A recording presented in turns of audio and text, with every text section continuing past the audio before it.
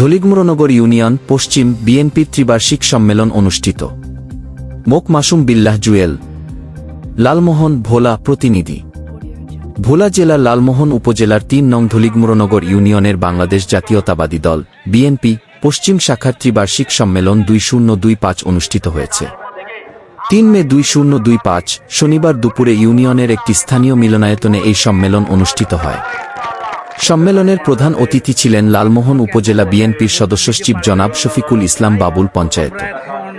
বিশেষ অতিথি হিসেবে উপস্থিত ছিলেন লালমোহন পৌরসভা বিএনপির আহ্বায়ক সাদেক মিয়া জান্টু, উপজেলা বিএনপির যুগ্ম আহ্বায়ক মো ফয়সাল তালুকদার, অধ্যক্ষ ফরিদ উদ্দিন, উপজেলা স্বেচ্ছাসেবক দলের আহ্বায়ক মো রেজাউল রহমান শাহিন এবং যুবদল সভাপতি মো শাহিনুর রহমান কবির হাওলাদার।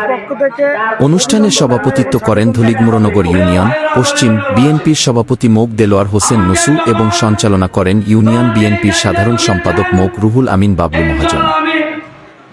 বক্তারা বলেন, আমরা আগামী জাতীয় সংসদ নির্বাচনকে সামনে রেখে দলকে আরও সুসংগঠিত ও শক্তিশালী করার লক্ষ্যে এই কাউন্সিলের আয়োজন করেছি।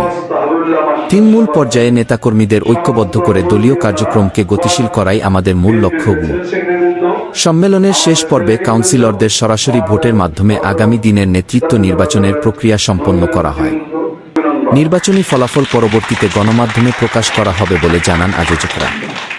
নেতৃবৃন্দ আশাবাদ ব্যক্ত করেন, এই সম্মেলনের মাধ্যমে সংগঠন আরও সুসংগঠিত ও গতিশীল হবে এবং গণতন্ত্র প্রতিষ্ঠার আন্দোলন আরও বেগবান হবে।